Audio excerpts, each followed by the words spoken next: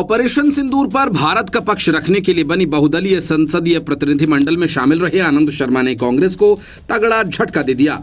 आनंद शर्मा ने पार्टी के पद से अपना इस्तीफा मल्लिकार्जुन खड़गे को भेज दिया है। कांग्रेस के विदेश विभाग की कमान संभाल रहे आनंद शर्मा की पार्टी से लंबे समय से ठनी हुई थी। अपना इस्तीफा देते हुए उन्होंने कहा कि मैंने पार्टी अध्यक्ष को बता दिया था कि विभाग के पुनर्गठन की जरूरत है। पार्टी के वरिष्ठ नेता और पूर्व केंद्रीय मंत्री आनंद शर्मा ने कहा कि उन्होंने अपना इस्तीफा विभाग के पुनर्गठन और युवाओं को नेतृत्व का अवसर देने के लिए उठाया गया है।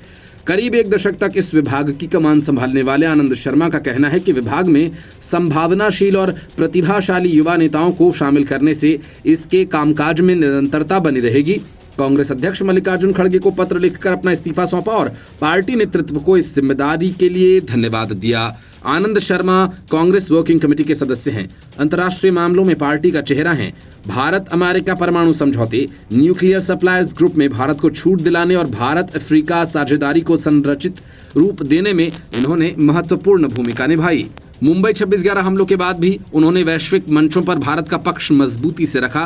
कांग्रेस की ओर से जारी जानकारी के मुताबिक उनके नेतृत्व में DFA ने दुनिया के तमाम लोकतांत्रिक मूल्यों और मानवाधिकारों को मानने वाली पार्टियों से मजबूत संबंध बनाए। इस दौरान Asia, Africa, Europe, Latin America और मिडिल ईस्ट की राजनीतिक पार्टियों के साथ कई अंतर्राष्ट्रीय सम्मेलन और डेलीगेशन एक्सचेंज आयोजित हुए।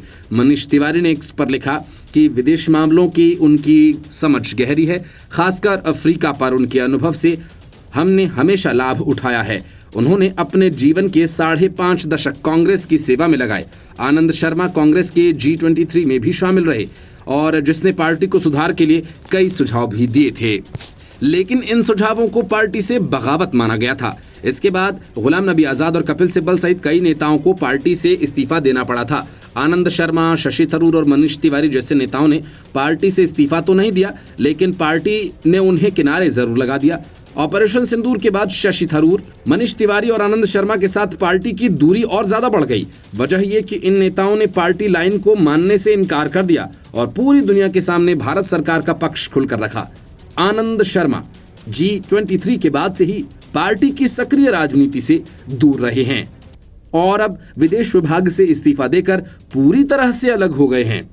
हालांकि उन्होंने कांग्रेस से इस्तीफा नहीं दिया है, लेकिन वे पार्टी के लिए उपलब्ध भी नहीं होंगे।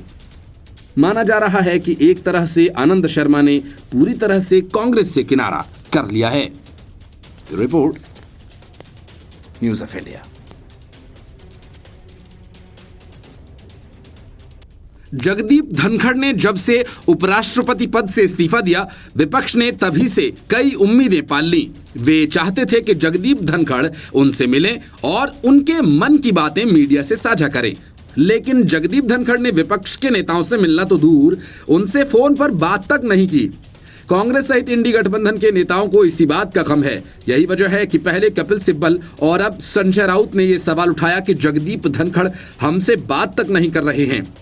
संजय राउत का कहना है कि जगदीप धनखड़ का कोई पता नहीं चल रहा है, उनसे न फोन पर संपर्क हो रहा है, न उनके स्टाफ जवाब दे रहे हैं। यही कारण है कि उद्धव गुट वाली शिवसेना UBT के सांसद संजय राउत ने केंद्रीय गृह मंत्री अमित शाह को खत लिखा है।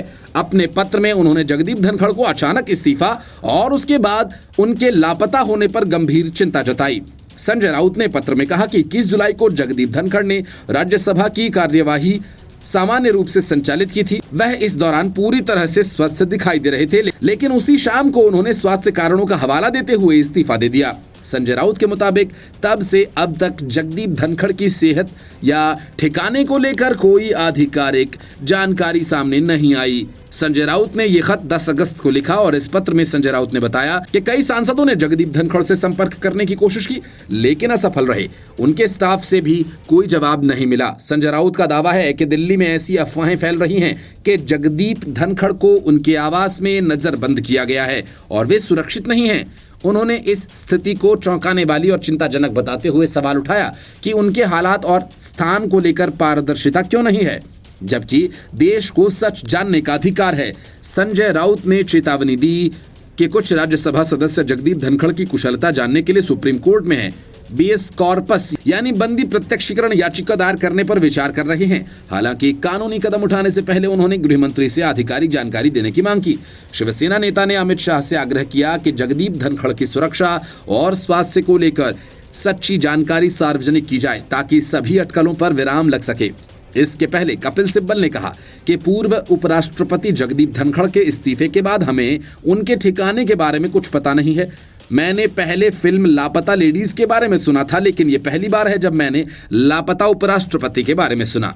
सिब्बल ने कहा कि अब तो लगता है कि विपक्ष को ही उनके पूर्व उपराष्ट्रपति जगदीप धनखड़ की रक्षा करनी होगी।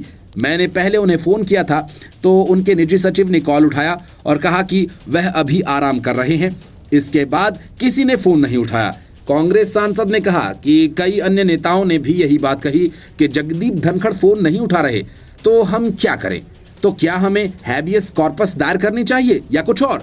गृह मंत्रालय को इस संबंध में जानकारी मिली होगी, इसलिए केंद्रीय गृह मंत्री अमित शाह को इस पर बयान देना चाहिए। मैं पूर्व उपराष्ट्रपति जगदीप धनखड़ के बारे में चिंतित हूं। Bureau report, news of India. Rahul Gandhi चुनाव आयोग पर वोट चुराने का आरोप किस आधार पर लगा रहे हैं? इन आरोपों को साबित करने के लिए राहुल गांधी जिन सबूतों को पेश कर रहे हैं वो पूरी तरह से भ्रामक और तथ्यहीन हैं। यही वजह है कि राहुल गांधी चुनाव आयोग को शपथ पत्र नहीं देना चाह रहे। एक तरफ राहुल गांधी इंडी गठबंधन के सांसदों के साथ चुनाव आयोग तक जा पहुंचे, ठीक उसी वक्त कर्नाटक सरकार के एक मंत्री ने राहुल के दावों और आरोपों को ये कहकर उनकी हवा निकाल दी कि जिस वक्त कर्नाटक में वोटर लिस्ट तैयार की गई उस वक्त सत्ता में कांग्रेस ही थी। तो सवाल ये है कि क्या तब पूरी सरकार आंख मूंद कर बैठी थी? कर्नाटक सरकार के मंत्री के राजन्ना का इतना कहना था कि राहुल गांधी आपे से बाहर हो गए और आनन फानन में राजन्ना से इस्तीफा ले लिया गया। के राजन्ना सिद्धरमैया के करीबी नेता हैं, ऐसे में उनसे इस्तीफा लेना मायने रखता है और इसकी प्रदेश की राजनीति में काफी चर्चा हो रही है। मुख्यमंत्री इस्तीफे से पहले मंत्री राजन्ना ने विधानसभा में सीएम सिद्धरमैया से मुलाकात भी की।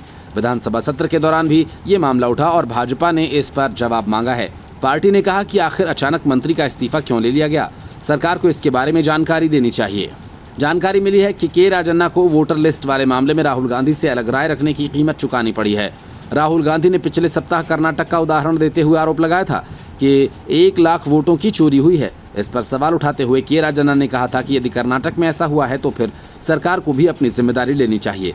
उन्होंने कहा था कि कर्नाटक में वोटर लिस्ट रिवीजन तो कांग्रेस की सरकार के दौर में हुआ था, ऐसे में ये कांग्रेस सरकार की भी जिम्मेदारी थी कि वे वोटर लिस्ट को तैयार करने की प्रक्रिया पर नजर रखती। यदि तभी सवाल उठाए जाते तो ये समस्या नहीं होती। उनके इस बयान को पार्टी की रणनीति के विपरीत माना गया। डीके शिव कुमार के खेमे ने राजन्ना के बयान पर सवाल उठाया था और अंत में हाईकमान ने भी सिद्धरमैया से एक्शन लेने को कहा। माना जा रहा है कि इसी कारण से ये एक्शन हुआ और राजन्ना को पद ही छोड़ना पड़ गया। राजन्ना ने कहा था कि ये याद रखना चाहिए कि कर्नाटक में वोटर लिस्ट में संशोधन हमारी सरकार के दौर में ही हुआ, तब हमारी पार्टी ने आंखें क्यों बंद कर ली थी? वोटर लिस्ट में गड़बड़ी हुई है, लेकिन ये और चिंता की बात है कि ये सब हमारी नाक के नीचे हुआ। उन्होंने कहा कि इस मामले में कांग्रेस समय रहते ऐतराज नहीं जता पाई। माना जा रहा है कि उनकी ये राय भी भारी पड़ गई। उन्होंने कहा था कि हमारी जिम्मेदारी थी, लेकिन तब हम चुप बैठे रहे और अब बोल रहे हैं कि राजन्ना बीते 2 महीनों से चर्चा में बने हुए थे।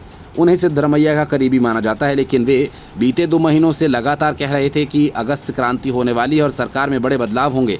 इससे कयास लग रहे थे कि सरकार में ज़रूर कुछ बदलाव हो सकते हैं, लेकिन किसी को अनुमान भी नहीं था कि खुद राजन्ना का ही इस्तीफा होने वाला है।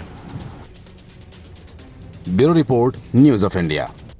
राहुल गांधी वोट चोरी का आरोप लगाते हुए संसद से चुनाव आयोग की तरफ मार्च तो किया, सारे विपक्षी सांसद उनके पीछे पीछे निकल पड़े। कल तक कांग्रेस को खरी खरी सुनाने वाले टीएमसी से लेकर हाल ही में कांग्रेस और इंडी गठबंधन से अलग होने के कसम खाने वाले केजरीवाल के सारे सांसद भी राहुल गांधी के पिछलग्गू बन गए। लेकिन राहुल गांधी की नजरों में आने और सुर्खियों में छाने के लिए अखिलेश यादव ने तो हद ही पार कर दी। वे पुलिस की बैरिकेडिंग कूदकर पार कर गए। राहुल गांधी के लिए अखिलेश यादव के इस पॉलिटिकल जंप को एक तरह से चमचागिरी की मिसाल माना जा रहा है। इस जंप को राहुल के लिए लगाया गया जंप माना गया, लेकिन जिस राहुल के लिए अखिलेश ने ये जंप लगाई, समाजवादी पार्टी को असली खतरा उसी कांग्रेस से है जो धीरे धीरे समाजवादी पार्टी की जड़ों को खोदने में लगी है। कांग्रेस के नेता अजय राय और इमरान मसूद के बयानों में कांग्रेस के इस योजना का पूरा खुलासा हुआ कि उसके निशाने पर फिलहाल अखिलेश यादव ही हैं। लोकसभा चुनाव से पहले अखिलेश यादव ने बड़ा दांव खेला था। राहुल गांधी की भारत जोड़ो रथ यात्रा में कंधे से कंधा मिलाकर चले यूपी में कांग्रेस को साझीदार की तरह पेश किया और मंच पर दोस्ती का मैसेज दिया। लेकिन अब वही राहुल और उनकी कांग्रेस समाजवादी पार्टी के लिए सबसे बड़ा सिरदर्द बनती दिख रही है। कारण साफ है, कांग्रेस यूपी में अपनी जमीन बढ़ाने की खुली कोशिश कर रही है और समाजवादी पार्टी का पारंपरिक वोट बैंक वहीं सबसे ज्यादा खतरे में है। कांग्रेस के अजय राय ने हाल ही में कहा था कि फिलहाल पार्टी अकेले दम पर चुनाव लड़ेगी। 2027 यूपी विधानसभा चुनाव में समाजवादी पार्टी से गठबंधन होगा कि नहीं, समय की स्थिति देखी जाएगी। केंद्रीय नेतृत्व तय करेगा। कार्यकर्ता अगर मजबूत होंगे तो गठबंधन करने की जरूरत भी नहीं पड़ेगी। यूपी में कांग्रेस का बड़ा मुस्लिम चेहरा माने जाने वाले इमरान मसूद तो और आगे निकल गए। उन्होंने कहा कि कांग्रेस और समाजवादी पार्टी के गठबंधन से नुकसान हो रहा है। जैसे भाजपा अपने सहयोगियों को निगल जाती है, वैसे ही उनके अपने सहयोगी कांग्रेस को खा रहे हैं। कांग्रेस कोई भी ऐसी स्थिति में नहीं है जहां उसे समाजवादी पार्टी से सीटों के लिए भीख मांगनी पड़े। ये बयान साफ इशारा कर रहे हैं कि कांग्रेस यूपी में अपनी ताकत दिखाने के मूड में है, चाहे इसके लिए सपा के कोर वोट बैंक में सेंध ही क्यों न लगानी पड़े। अखिलेश की राजनीति यादव मुस्लिम तुष्टीकरण पर टिकी है। अगर कांग्रेस मुस्लिम वोटर्स को खींचने में थोड़ी भी सफल होती है तो समाजवादी पार्टी की सीटें सीधे सीधे घट सकती हैं। राहुल गांधी का यूपी में सबसे ज्यादा एक्टिव होना, पुराने नेताओं की वापसी कराना और मुस्लिम नेताओं को आगे बढ़ाना समाजवादी पार्टी के लिए चेतावनी है कि खेल सिर्फ भाजपा के खिलाफ नहीं, साझीदार के नाम पर कांग्रेस भी सियासी जमीन खिसका सकती है। कांग्रेस यूपी में पैर पसार रही है। 2024 में अखिलेश कांग्रेस गठबंधन ने 43 सीटें जीती, लेकिन अब कांग्रेस अपनी ताकत दिखाने को बेताब है, जो अखिलेश के मुस्लिम यादव वोट बैंक को चुनौती दे सकती है। Bureau report, news of India.